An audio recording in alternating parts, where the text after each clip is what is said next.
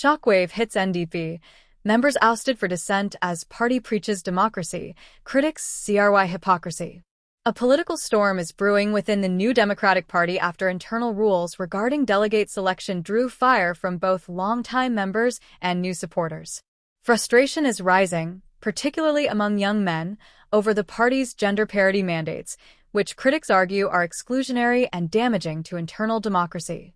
A recent video from the Ontario NDP exposed how policies intended to promote equity are instead creating unintended barriers, sidelining engaged members, and leaving delegate seats unfilled. These rules are sparking a deeper debate about identity, representation, and the future of the party.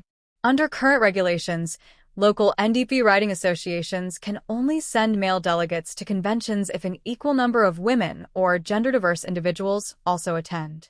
In practice, this means that if only 2 women or non-binary people are willing to go, then no more than 2 men may go, regardless of how many are available. So even in ridings with 10 delegate slots, only 4 people can be selected if gender matching isn't achieved. Critics say this policy, however well-intentioned, ends up punishing participation and reinforcing rigid, top-down controls that frustrate grassroots energy. For many volunteers, the result is demoralizing. Men who've put in the work at the riding level are told they cannot participate simply because there aren't enough women available. Meanwhile, women are being urged, or guilt, into attending conventions they may have no desire to join, just to fill quotas. This system is described by some as performative and disingenuous, placing demographic optics above meaningful political engagement. Instead of encouraging diverse participation, members say the rule incentivizes tokenism and hollow representation. Financial barriers add another layer of difficulty. Delegate fees for federal conventions can run as high as $1,750.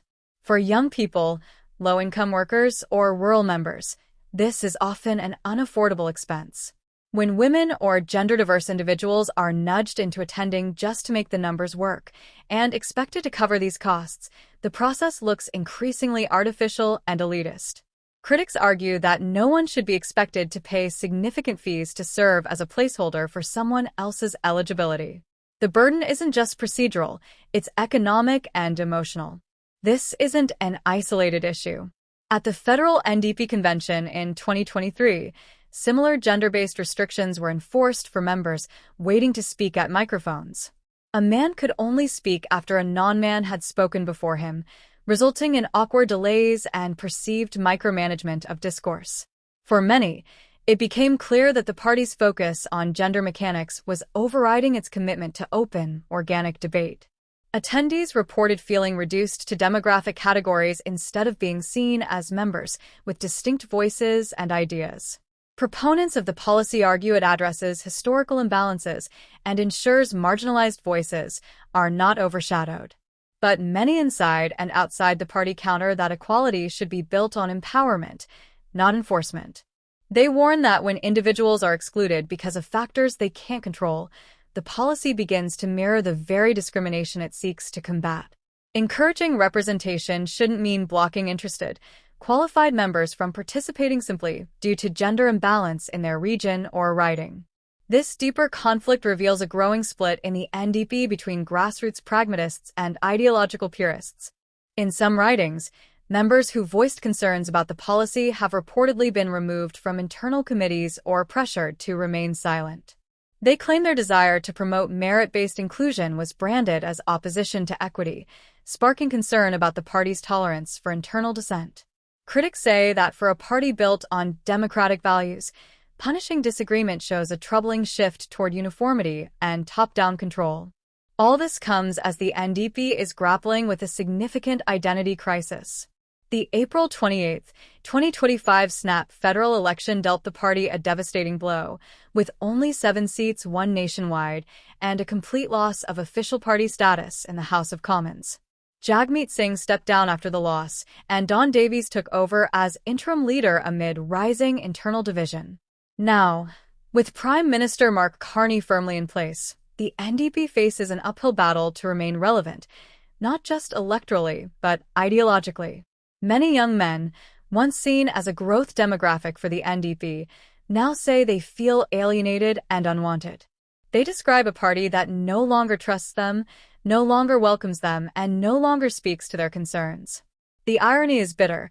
In trying to promote inclusion, the NDP has arguably excluded a large segment of politically engaged individuals.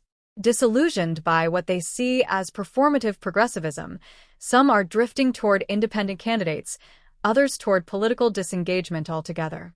But the pushback is not limited to critics outside the party structure. Inside the NDP, a growing number of reformers are advocating for a rebalancing of internal rules. Suggestions include making gender parity guidelines advisory instead of mandatory, introducing financial aid for underrepresented groups, and allowing local ridings to determine their own delegate composition. Transparency in how delegates are selected has also emerged as a top demand, with members seeking a system that reflects the energy and commitment of the grassroots. These voices are not anti-inclusion, they are pro-democracy. They argue that diversity should be a goal, not a gatekeeping mechanism. Real equity, they say, comes from making it easier, not harder, for people to participate. That means removing economic and procedural barriers, respecting volunteer efforts, and embracing a more nuanced understanding of representation. Trust in local organizers, rather than rigid compliance with top-down mandates, is seen as essential to revitalizing the party's foundation. This debate is not merely about numbers or procedures. It strikes at the very heart of what kind of political culture the NDP wishes to foster. When policies alienate willing participants and create barriers to involvement, they risk undermining the very ideals of equality and fairness that progressive parties claim to defend. In the eyes of frustrated members, this isn't just a policy issue. It's an identity crisis for the NDP, one that will determine whether it can continue to be a meaningful voice for change. The future of the NDP now hinges on whether it is willing to reflect on its own contradictions. Will it embrace reform and open itself to all voices again, or will it double down on rules that divide and discourage? If it chooses the latter, the damage may be difficult to reverse. Empty delegate seats, disillusioned members, and the perception of ideological purity over democratic inclusion all signal a party drifting from its roots. To rebuild, the NDP must look inward and ask itself whether it values participation over appearance, engagement over enforcement, and people over process. Only then can it begin to reconnect with the broader public and rebuild trust in its mission.